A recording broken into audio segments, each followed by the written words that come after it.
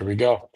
Hey, hi everybody. How you doing? It's Todd Caputo here with Todd Caputo Consulting, and I've got a couple gentlemen here with this product that we talked about. I don't know, 3, 4 months ago, guys. I think it was About right. that, yeah. And I know you've gained a lot of traction over the last few months here, and made some pretty good enhancements to this product as well. Which I'll be honest with you, I don't even know what they are, and I kind of like to do this the best way is just seeing it fresh, right? So I can ask questions and really just kind of deep dive into here from the perspectives of a dealer. Like, what would a dealer ask if they had an interest in this product? And just so everybody understands, I have no financial interest in this whatsoever. There's no commissions for me, nothing. Scott and I are buddies, right? We met. Where did we meet, you and I, initially? Was it Digital Dealer, or was it Yeah, it at was Digital Dealer. Sony? Yeah, Digital Dealer was, about 3 years ago, and then we saw About again. 3 years ago, right? And then we've kind of kept in touch ever since. And Scott seems to have a nose to end up in a place where there's a really, really, really good product that benefits dealers. And that's why I wanted to talk to him and Justin today about this product that they've got. So why don't you guys introduce yourself to the audience first, and then let's get rolling here with a demo. Yeah, perfect. So my name is Scott Trainer. I'm the director of the automotive division here at Motives. Our solution for automotive is Check My Driver. Many of you guys know me. For those who don't, I came from the retail world. From 19 years old, I was selling Toyotas, finished managing Canada's largest Mercedes-Benz dealer, and now I'm down in the United States on the dealer partner side, and proud to be leading this solution and changing the game. Awesome. Yeah. And hey, everyone, Justin Silver here. I am the co-founder and chief operating officer here at Motives. My background is a little different than Scott's in that I come from the insurance industry, although within insurance, I did spend a lot of time in auto through auto insurance. And with Check My Driver, we're kind of bridging the chasm between what is fundamentally an insurance problem, but lives ultimately in the dealership and in their interactions with their customers and insurance companies. So super excited to be here and to share more about what we're doing with Check My Driver. Beautiful. Well, it's good to have you guys here. So who's going to pull up the deck and let's go through this? Yeah, I will pull up the deck. So Okay. I can hit present here. Yeah. 1 second. And just hit that little present button and share screen. It's easiest with 2 monitors. And let's do this screen here. Can you see my screen? Not yet. You will be in 2 seconds here. Oh, there it is. There we go.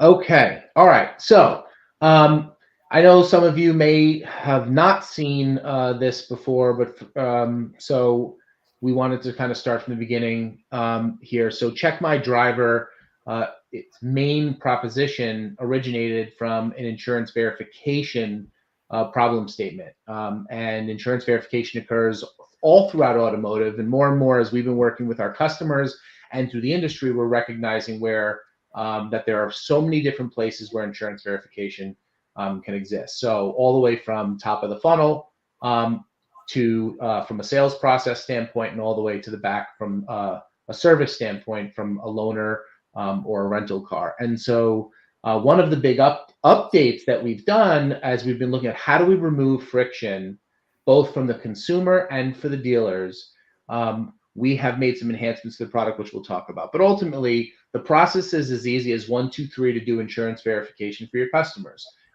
It's basically select your insurance company, enter your credentials, click a button, and off the results go to the dealer so that they can confirm whether you have both active and adequate insurance coverage in the moment relevant to what they're doing. So you may have different requirements for a test drive or for a lease or a finance or a cash purchase, or in order for someone to take a loaner or a rental.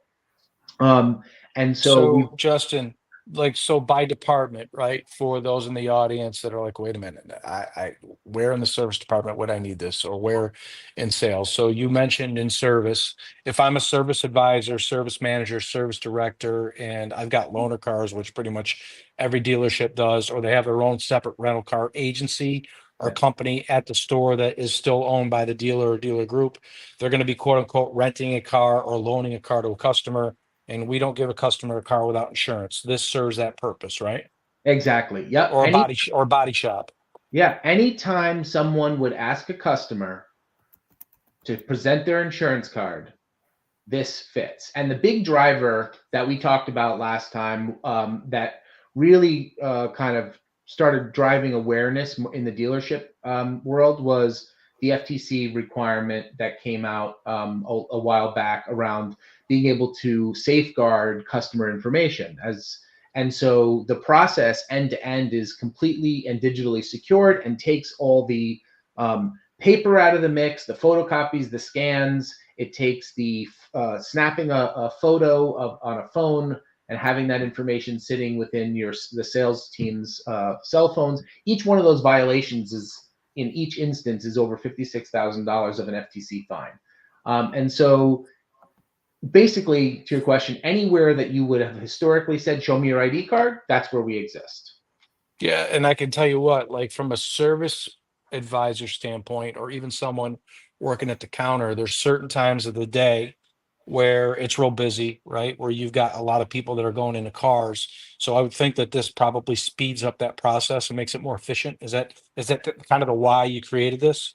Yeah, so it's the efficiency game, absolutely. But also, there's a lot of tribal knowledge that has to sit with the dealer staff and personnel in order to understand whether or not what is being presented actually meets the requirement and intent behind asking. So in service, for example, we talked to a dealer recently that had a loss where someone presented a commercial auto insurance ID card, and commercial auto didn't have coverage for what's called non-owned auto, which would be a loan or a rental. Yeah. And an accident happened and they were not covered. And so those things have other consequences back to the dealer, where the dealer said, well, I have insurance. But as we all know, insurance premiums are on the rise.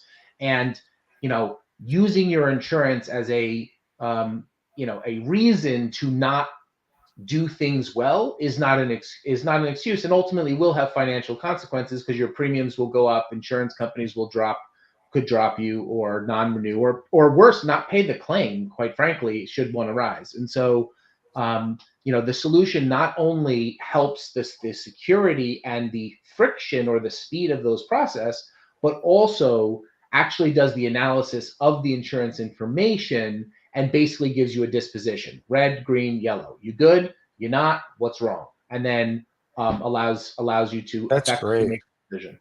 And I would think too, like if I'm going to renew my garage liability at the end of the year, which is coming up for a lot of dealers, Yep. And you can tell a dealer that you have a product like this, or excuse me, if a dealer can tell an insurance company that they have a product like this, I would think that it potentially could, I don't want to say reduce their rates, but maybe stop their rates from going up, or at least let the insurance company know that they've got processes and software in place to protect against this kind of thing.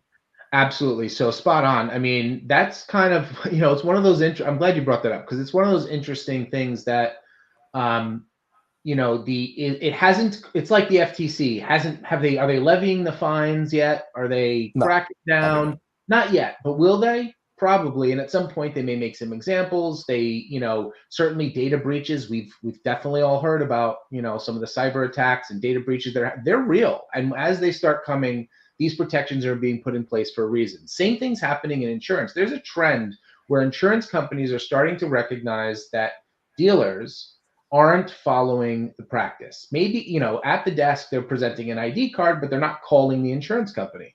The ID card doesn't mean you have insurance. It means at some point you did have insurance. And so if you're not calling, you didn't really verify.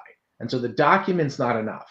And so what's happening is ultimately those insurance companies are now becoming aware. And that's where our insurance background really helps us. We're working with the insurance industry to bring awareness that there now is a method and a process to be able to do this, such that the dealers need to and should be actually doing this in a new way. And the insurance companies, as they're gaining awareness, are saying, why would I want to pay a claim if you didn't even do your minimum part, which is to verify, which is a requirement they have on the dealers. And so we're working all the way around to ultimately do this, not to cause it to be a pain in the butt to the dealers, but ultimately to protect their assets, right?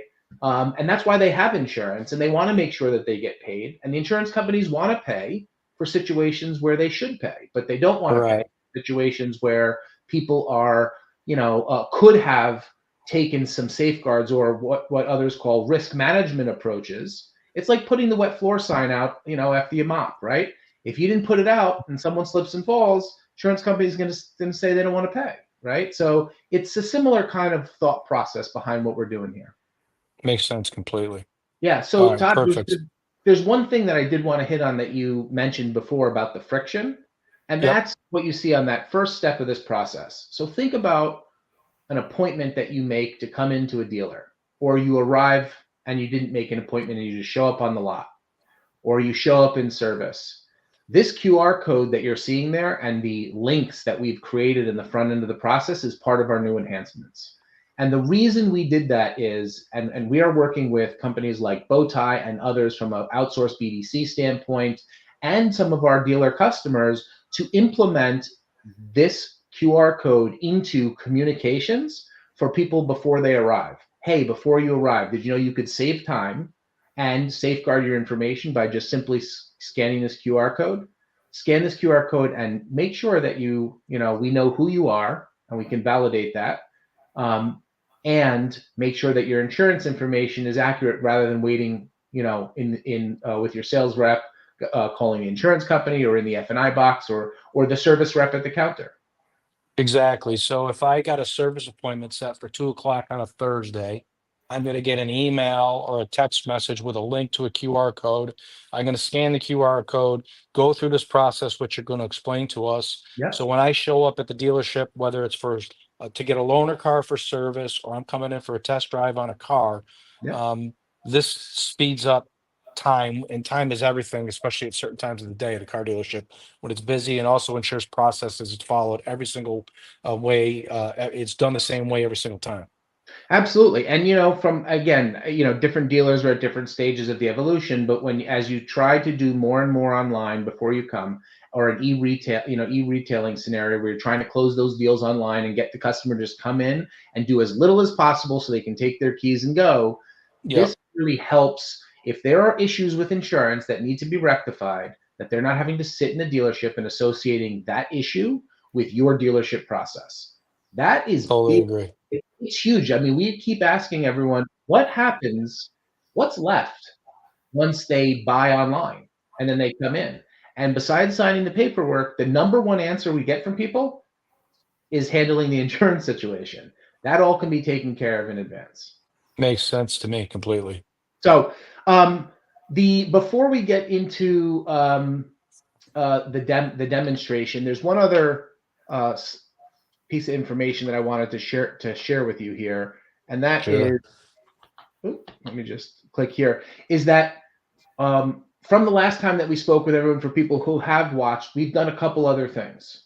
Okay, one, we've realized that the insurance ID card is almost always asked for at the same time or similar, in nature to the driver's license. So it's like, I call it like peanut butter and jelly, right?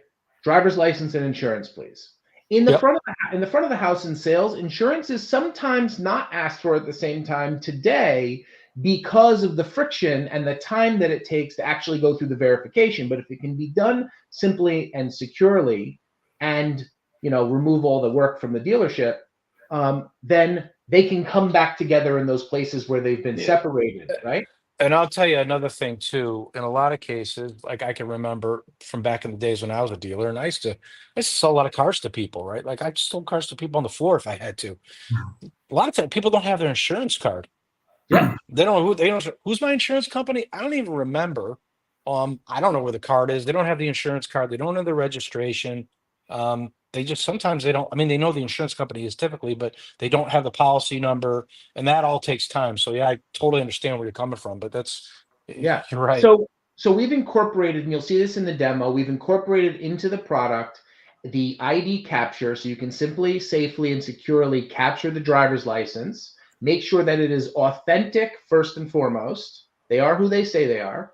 And second, that you can eliminate fraud through synthetic fraud checks through the process. So we've combined those things together. And then when you take that combined with the insurance verification and the additional fraud checks that come along with the fact that insurance companies have run other things like MVR reports, and they know if your license is, all kinds of things that are in addition to checks that are normally just checked with the ID checking process. Together, we get an increased synthetic fraud detection. That's a great point, especially when it comes to loaner cars in a lot of cases. You don't want to be loaning a car to somebody who's got a suspended license. Yeah, and generally the insurance company, if their license is suspended, may exclude them as a driver. Our system will detect excluded drivers and compare the person that's coming in for the rental to the policy and look to see if they're excluded in that moment. No one at a dealership is going to check that either. I wouldn't think they're not going to look unless they have something like this. There's no way they would. Yeah, so that makes a lot of sense.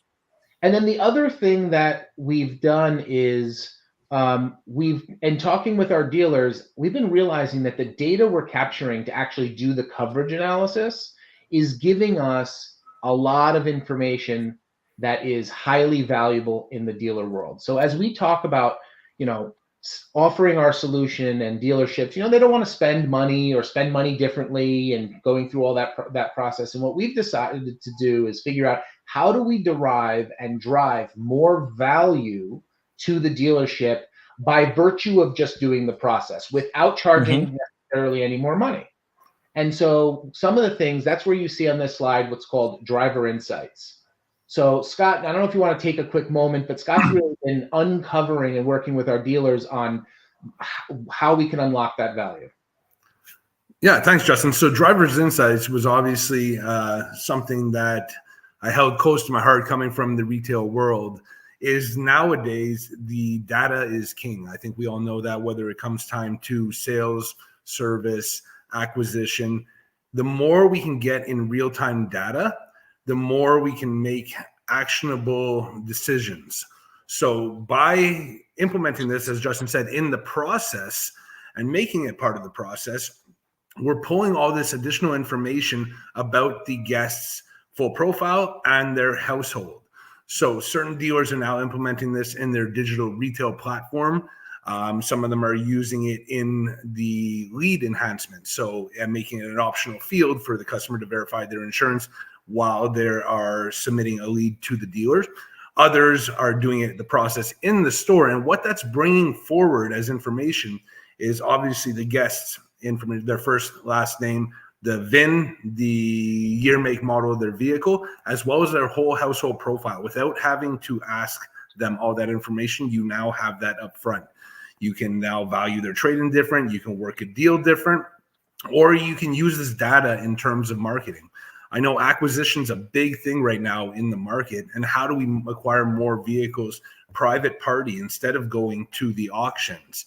Well, now if you're able to know the vehicles in there, you can now target that customer. For example, I have a Toyota. I service it at the group locally. They obviously know what I'm driving. But that group also owns a Honda store, but my wife did not purchase it there and does not service it there. They would not have a way of knowing she has that. So by this Toyota store performing this action, when they give me a loaner or a rental, when I go for service, they now know that my wife has a Honda now. They could target her for either conquest sales, for loyalty for their Honda store, or to bring her in for service at their Honda store. So this actionable data can be used in many different aspects through strategy. Is it soft pulling or no? So the way that the information, so think about this, right? The difference between a verification at time of sale, right? In the, you've already kind of desked a deal and you're going and doing insurance. That's kind of one moment. But what we're seeing in the sales process is the earlier you can do this, right? On appointments coming in, think of it like a soft pull. I mean, doing it at test drive is kind of that way because you just need to know really, do they have an active policy? You don't really care much about the scenario as much. It would be good to know because if I'm going to go do a full a lease or a finance, and their current vehicle only has liability and not comp and collision, you're going to know that they need. That's kind of the baseline. Like you're going to get to size up and shape and score your deal differently, and how long it's going to take to close, and what things need to be done early. But by doing it early is like a soft pull. It's the same kind of concept as a soft pull, but from an insurance perspective. Well, the more data that the desk knows about the deal that's getting worked, the better. Yep. So, Correct.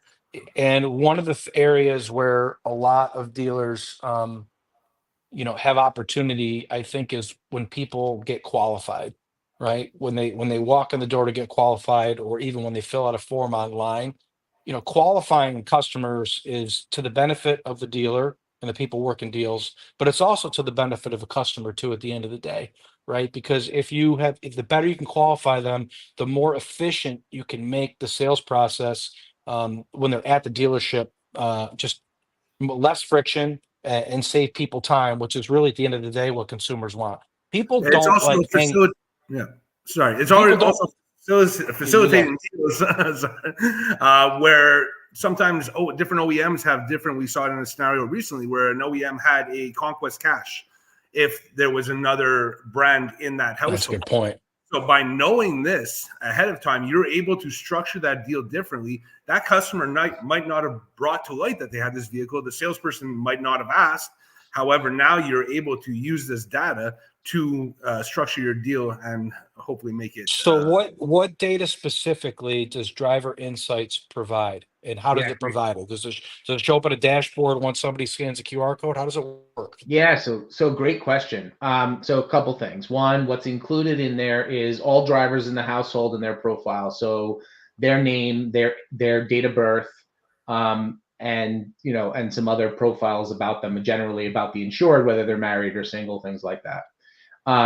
On the from a vehicle standpoint, it's all the vehicles that are listed in that location or any other garage that's covered under that policy, for that matter.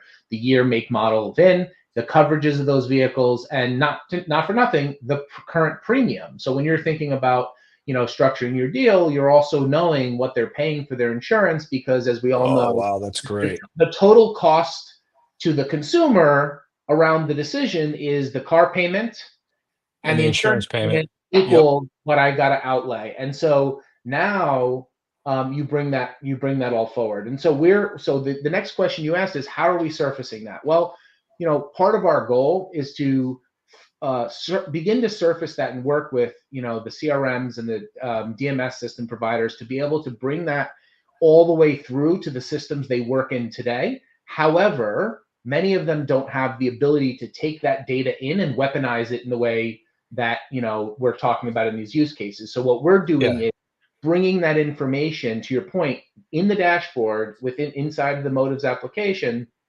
inside Check My Driver, to bring that information up so they do the verification, they can see it's active, it's adequate, and surface the driver. There's a screen called Driver's Insights that basically gives them that information, and we're starting to layer the intelligence on top of the data. So today you can see the information. Tomorrow it will start to give you signals or indicators associated with the opportunities that this information derives. So will it push in this consumer information? You will or will not push it into CRM?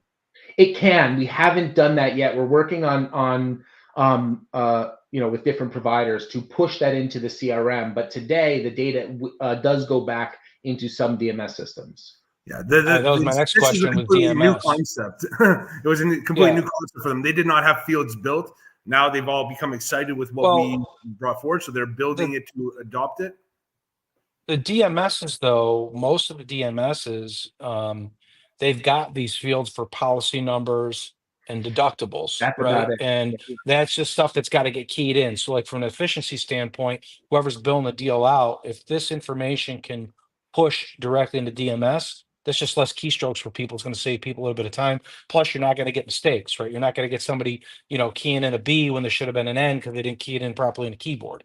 So that is the scope, and we'll talk about it in the demo a little bit more. But at a high level, the integration today, from a DMS standpoint, looks like the following. It's figuring out the best method to incorporate the origination into the dealer management system. So whether it's clicking the button and just launching the QR code or link, or it's populating the request with information so the consumer doesn't have to add it. Different systems have different viewpoints or how they want to do it. On the backside, two things come out the back for integration. One is the information to populate the insurance info screen within their DMS system. So who's the insurance company, what's the coverages on the policy, or whatever kind of basic information, the lien holder, things like that. The other piece is for the digital deal jacket, and I will show in the demo what we drop in, which is the full provenance and disposition from Check My Driver, so that someone doesn't technically have to go log into the Check My Driver dashboard from a F&I perspective. They could just go right to the deal jacket and look at the information right within their dealer management system. Oh, cool. Perfect. Okay. So I think that's probably as good a tee up to the demo. And then there's one other piece that we'll come back to down at the bottom, so don't let me forget, and it's this new feature that's coming out later next year. Okay. So let's go ahead and pull this up. Can you see this here? Yep. All right. So we talked about the QR code. Whether you arrive at the dealership, it's sitting on the door as you walk in, or it's a link or a QR code sitting in a text or an email coming in through a notification. The consumer just has to scan the QR code, click the proper consent so that we can communicate compliantly over text message with them. And now they're in this generally on their phone, but it's also works right on their desktop from their home. If we know why they're coming in, you would not need to ask them, why are you here? But in a scenario where they walked up and it was a QR code sitting on the front door, you might want to ask them, hey, what are you here for today? In this case, let's just go, because we talked a little bit about the loan or rental. If I'm in and it's a rental desk scenario, right, I would scan the QR code. It would know I'm at the loan or rental. And so all they would have to do is enter this information, their email or phone number. And again, if it was originated from their fleet management software or from their rental system, we pre-populate when it's integrated. But from a standalone perspective, you're seeing what happens because it can operate standalone, and people can take advantage of this capability today while integrations are underway. So first thing that comes in, hey, can I get your driver's license, please? Well, digitally, securely, you capture the front and back through an upload or through the camera. Take the front and back, and it's going to go ahead and authenticate that driver's license as real and render a disposition. It flashed quickly. You'll see it at the end. We don't want to burden the consumer or the customer with if there's nothing wrong, right? Just we flashed it up, everything passed, it goes through. The next thing is, do you have insurance? Yes, I do. Great. Who's your insurance company? It's State Farm. Go ahead and click verify. Enter your username, enter your password, hit verify, and it's going to go and authorize, verify, and it's going to send the results right back. All right, so this is your user ID and password for your insurance account. Exactly. What if you don't know what it is? Let's assume I'm someone who's not very technologically savvy and I have no idea what the hell it is. Yep. Which happens a lot. Yep. So if they get to the screen and you don't know what it is, you can reset your password. And it takes you right to each insurance company's place on their site where you could go and get your password reset. And if you say, hey, I've never registered my account before, they can click on the register account button and it will take them right to the customer registration so that they can go ahead. Okay. So then, how many people, right? You guys, how many dealers you have using this right now? We have, as a private company, we're not sharing our total customer count, but it, very significant at this point. I mean, it's getting used, right? At the end of the day, regardless. Yeah. We are in production. So what I'm saying is, how often, the reason why I'm asking this question is, there's people that just know the stuff and people that don't. I'll give you an example. My mother and father, right? My mom is in her 70s, my dad's in his early 80s. He's a car dealer, but still, Yeah. I'll guarantee you, he doesn't know how to sign into State Farm or anything else, right? Yeah. And if he's coming in to get a car, so there's going to be certain people that don't. Out of if 10 people walk in to get a loaner, do you have data that shows how many people know this information and that don't, or no? Yeah, I mean, in general, if they don't know it, they're able to get it. We're seeing, upwards of 90% do. So you do have a community that might not know it, but what they can do is do or manual verification. And what this will do is allow them to upload more traditionally their front and back, and All then right, so this overcomes that problem. yep, our team, and when they go this road, now they're not entering usernames and passwords. The dealer staffs are generally aware of what's going on and can help the senior citizen just, snap That's it. super So, smart. yeah, so this can just go and upload it, and then what that does will go ahead and send it off to our team that'll actually call the insurance company and render a disposition. So it is All right, important. so it's not reading it. It's not actually It reading is. the It data. does read it. It extracts the data. It pulls it off, but Yeah. it does not mean that it's enforced. That Yeah, exactly. person could have not paid their bill, or so it depends on the scenario. But ultimately, they go ahead and they hit upload, and our support team will go ahead and make the quick call and verify and update the system. So, and I would think, right, if you're trying to think about how to make this more efficient before somebody walks in to the dealership, if they've made an appointment already for a loaner or they've scheduled a test drive or whatever, prior to them coming, part of the messaging could be either in a text message or an email. Make sure you know what your user ID and your password is for your insurance company. Absolutely. Yeah, absolutely. And what we found, and this was something that we hadn't necessarily expected, but what we found is, especially when people are using their phone. Again, you have some edge cases, and certainly the senior population may be the biggest cohort to this. But in general, even those that are technologically challenged at times, now are getting their deck page and or their ID cards through their customer portals, through self-service. And so if they've done it once on their phone, your iPhone or your Android, generally save the password. And so when they Yep. come in, what we're finding is people are actually, they don't even need to know it. They're just clicking because it was saved and they're able to get through. So it's Gotcha. actually greater. And so the answer to the question is a funny one, because how many people don't know it? A lot of people don't know it. And we had this, happen. We're selling a dealer, and the dealer's like, I don't know my username and password. Like, scan the QR code. We flashed it on the screen. He scanned it. He went to go through the process, and he's like, I don't know my username and password, except his phone popped it up. He clicked it and went through. He's like, oh, I still don't know it, but I got through. So it's one of those things that so that's one factor, and the other one that's driving even those numbers to come down is that ID cards from law enforcement standpoint are going digital, right? An ID card in your glove box doesn't mean for law enforcement that you have insurance. Yeah, and just to expand on what you said, sending out a message that the customer should, hey, have your password ready and your username. Well, we're actually sending them the link that they can verify it before. So we're not saying, hey, prepare your username and password. Do it now. The verification's already done before they show up at the store. Gotcha. And then Okay.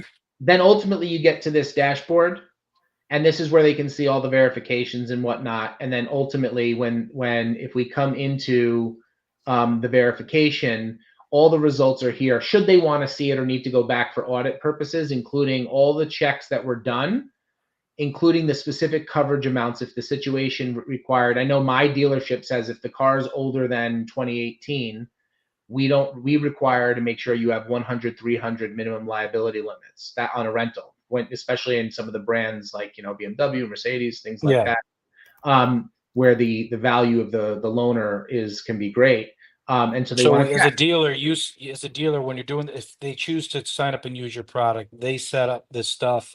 If it doesn't meet the requirements, it turns either yellow or red.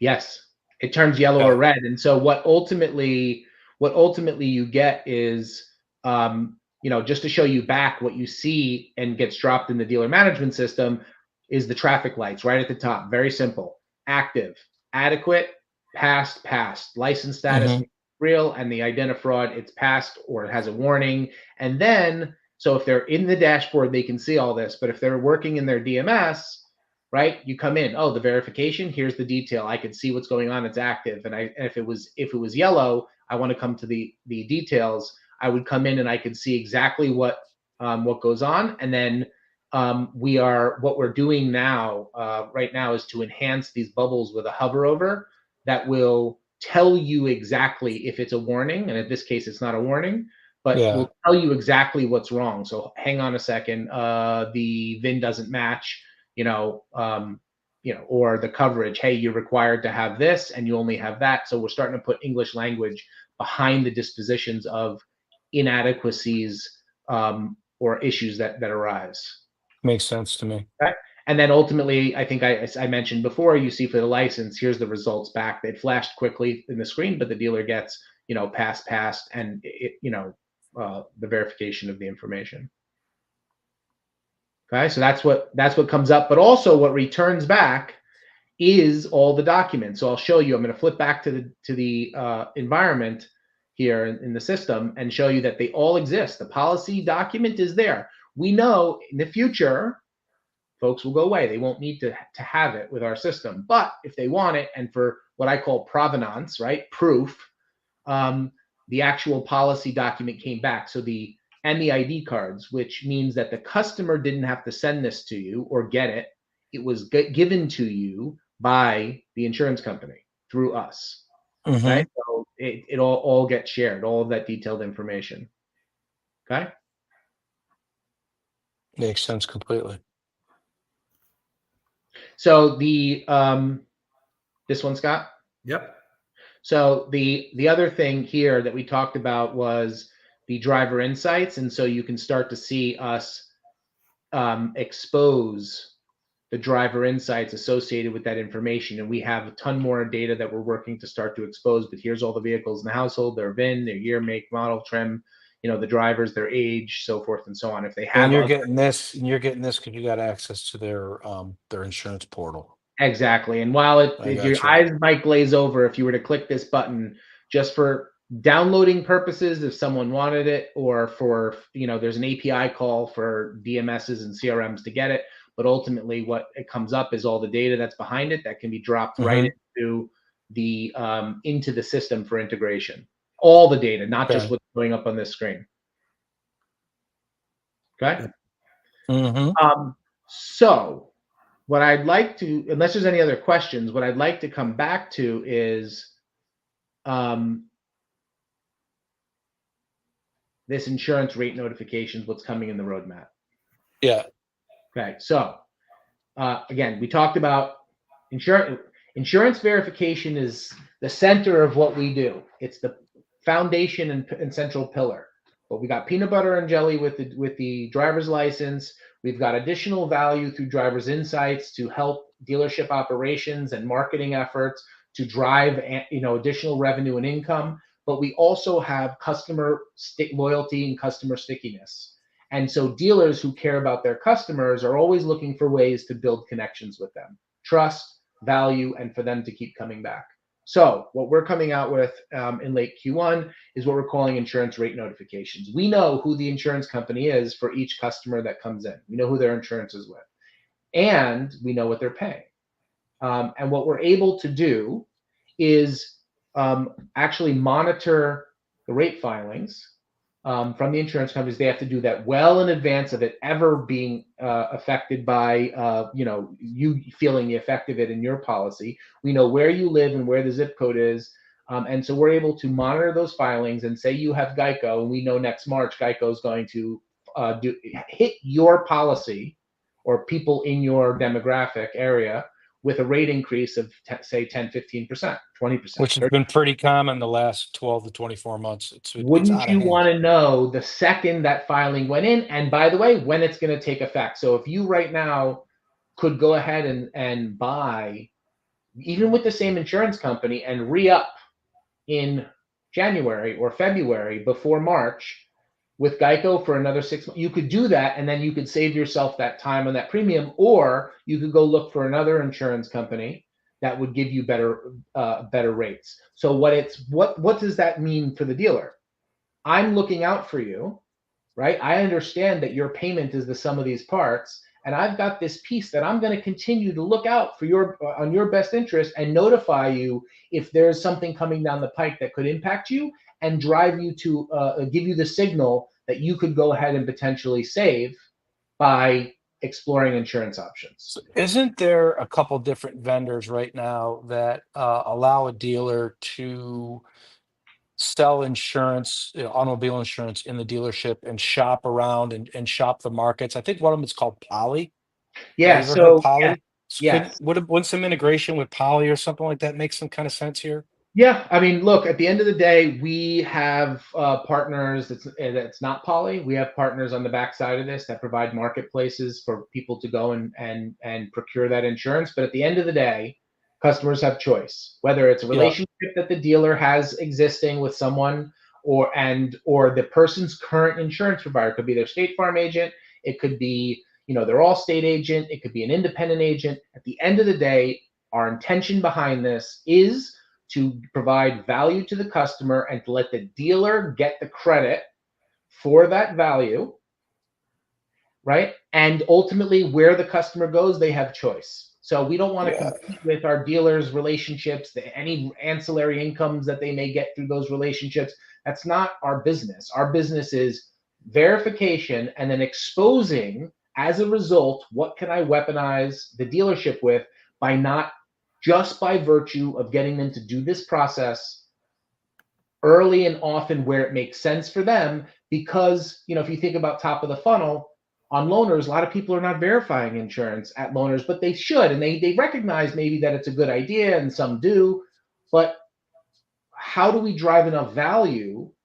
Well, if we can give you the insights by doing it, the insights alone justify the offset of the cost that they might push back on for doing it. Say, I don't want to do it. But if you drive enough value, they keep saying, well, why should I do it? Why should I do it? Well, listen, does the value outweigh the perception of change or the angst of change or the friction that they might perceive otherwise? Well, when you start layering these things in, we now, by the way, set ourselves completely apart from anybody else in the space that might be purporting to be an insurance verification vendor. Makes sense to me. I was just thinking too, right, from a vehicle acquisition standpoint in the service lane, um, even if the customer doesn't want to sell or trade the car that's in the lane that day, but now that you have access to the information to other cars they own in the household, I would think this information that you provide here, because you have access to their insurance portal, would be valuable to the acquisition department in a dealership. Absolutely. Two big things that we're hearing from the service lane. How do you turn a service appointment into a new sales opportunity, to effectively a feed into the inventory of acquisition of vehicles, right? And then also either second bite at the apple or opportunities to pitch F&I products, to customers that maybe didn't come through and even purchase. If someone's coming in, they didn't buy a car from me, but they don't have a service contract or anything like that. It's a great time not just to offer it on that car, but maybe they already bought it on that car, but they didn't buy it on these two other cars that they have. And so, hey, you have a service contract with me? I notice you have these two other vehicles. Would you like to get a service? So it starts entering moments to turn service into sales. I think the more the better that you can take the information that you're grasping here and pulling through this process, whether it's done in service or sales, but especially in service, and get it in front of the people in the dealership that need to see it so they know what to do with it. Like the better off you are, and I think provides more value for your product. Absolutely. And that's the goal right now, is that really working with the marketplace to figure out how and where can we best expose it, right? People see the value, the CRMs and the DMS systems, like to expose the level of integration to go ahead and expose and weaponize it in those moments is a big uplift, because they don't have the place to store the information, weaponize it per se. That's what we're working towards. But in the interim, what we're doing is the dashboard. The consumer does all the consumer work. So it's like that's in between. There's no integration to do that. That's you send them a link or a QR code and they're off on their own device.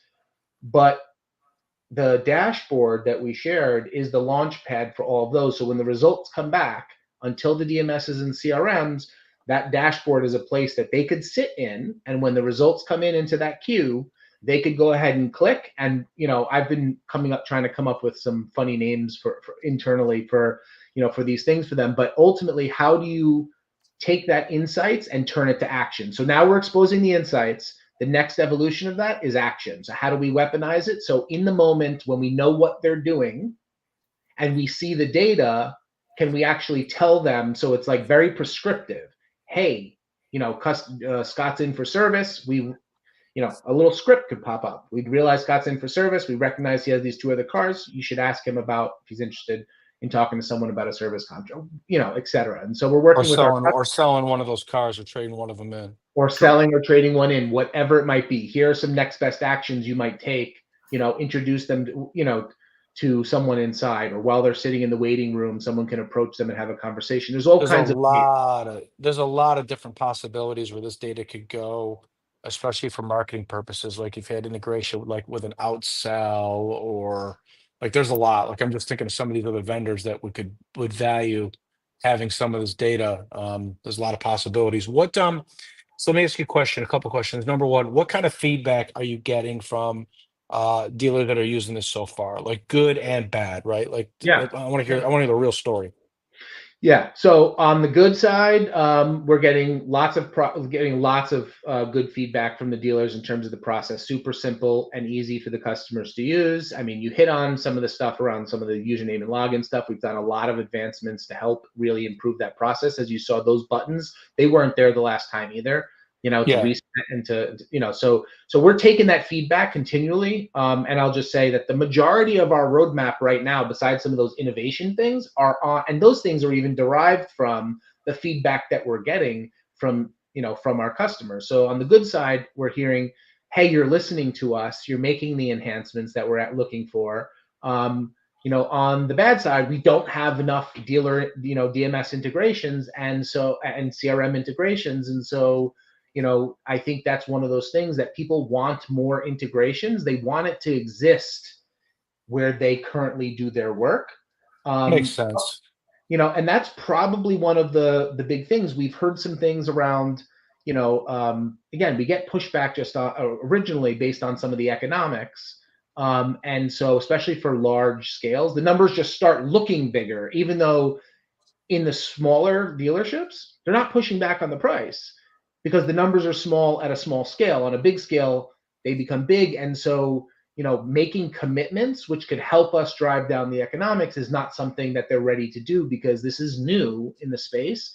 And so because it's a newer thing, they fear, or their general disposition is to not make those commitments. So that's what's driving the additional value equation. So I keep these things are very closely related. The negatives are driving our behavior and what we're doing to overcome, whether it's the objections or the friction that we're from the dealers. So what are you charging for this? How does it work?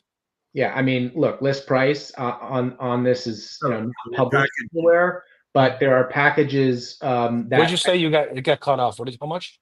No, I didn't say the amount. There are different packages that work on a per pull, per transaction basis, and then there are per rooftop packages as well. And so give me some examples if you don't mind. Give me a rough idea for me and for the audience.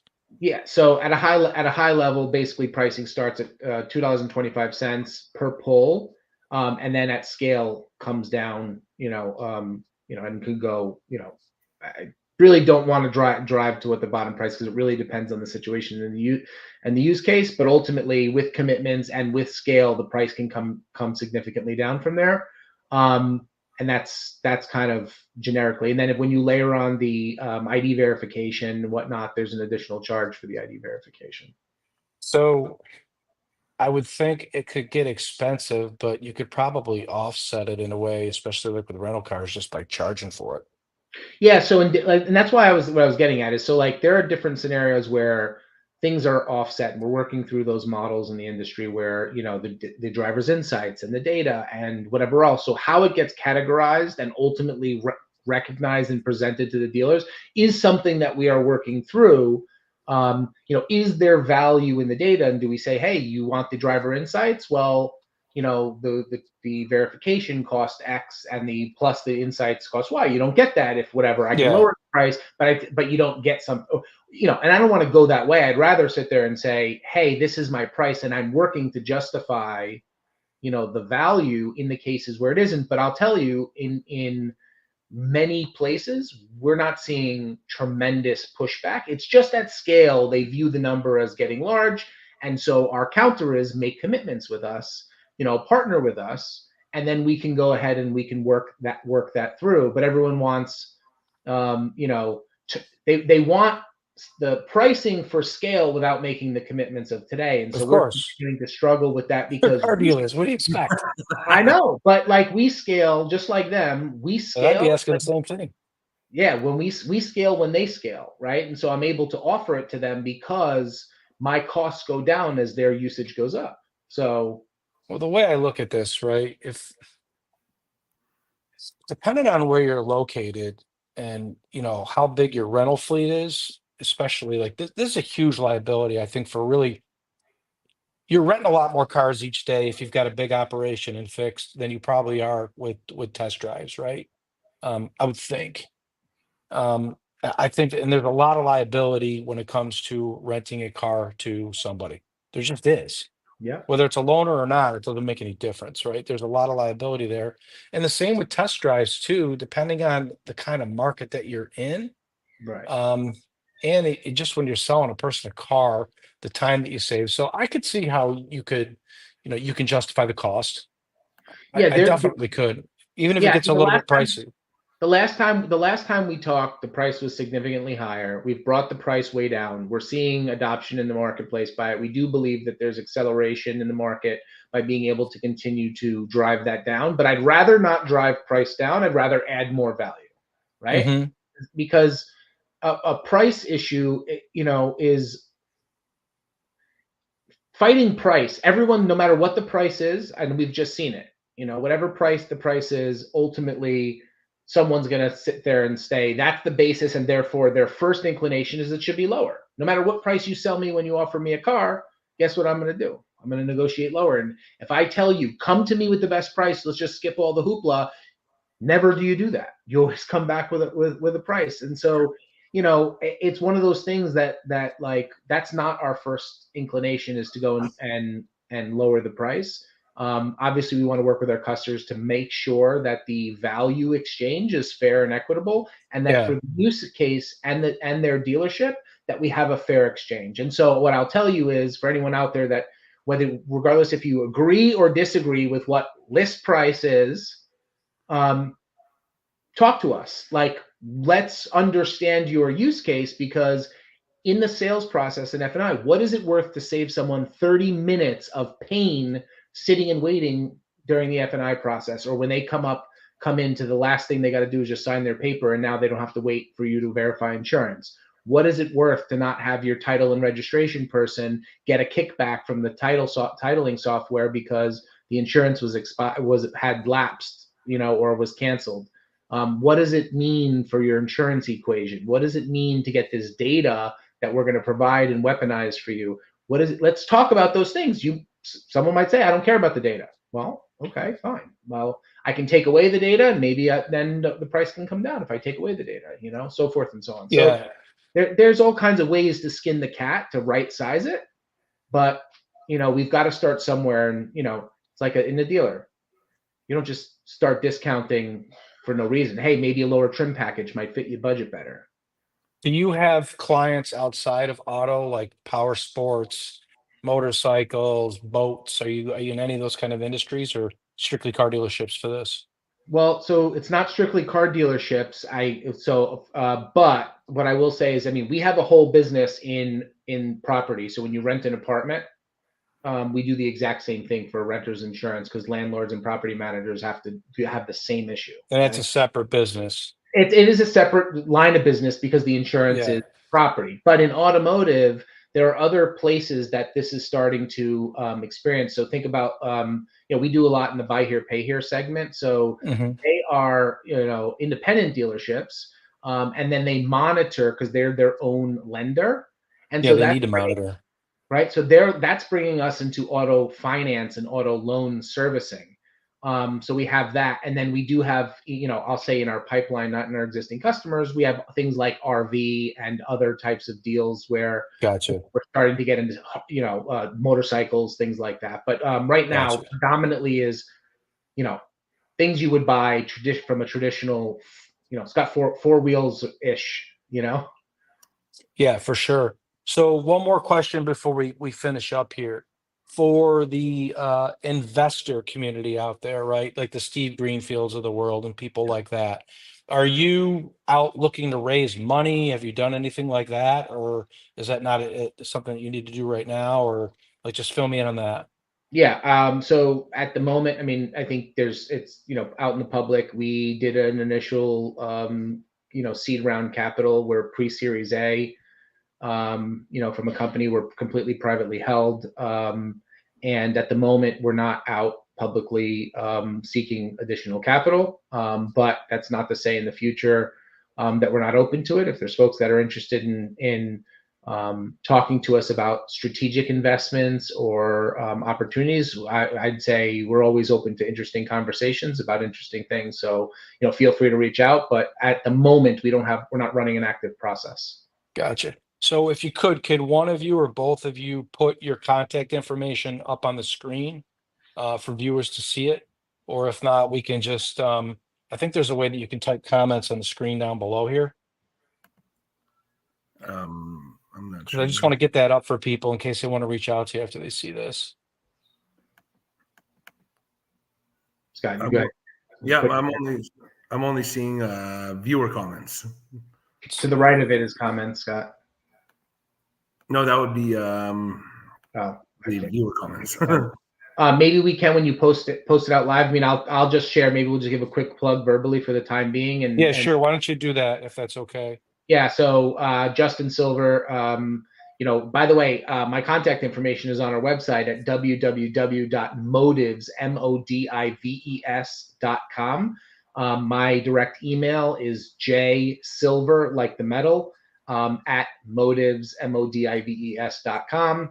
And my cell phone number can always be reached the best way, day or night. You can even text me, is 908-406-0445. Scott? The best way for me is obviously call or text. I'm like Justin, available all the time. It's 941-713-4976. So Excellent. call anytime. So is there any question or comment that you want to bring up that I did not ask or mention before we finish up here? I think it's a pretty good it's a pretty good demo, to be honest with you. It's a good product. I like it. I think there's definitely a need for it 100% in the dealership. For sure. Yeah, absolutely. I mean, I think we have in flight a number of DMS, over 8 DMS integrations. So stay tuned, industry for those. And if you've got a CRM or a DMS or a system that's somehow tied into the automotive process where insurance verification is happening while people are in that system, outside that system, or there's places in that system where you're capturing insurance information that's tied to a process, reach out. We'd love to talk. We'd love to hook up. We'd love to integrate you to us to you.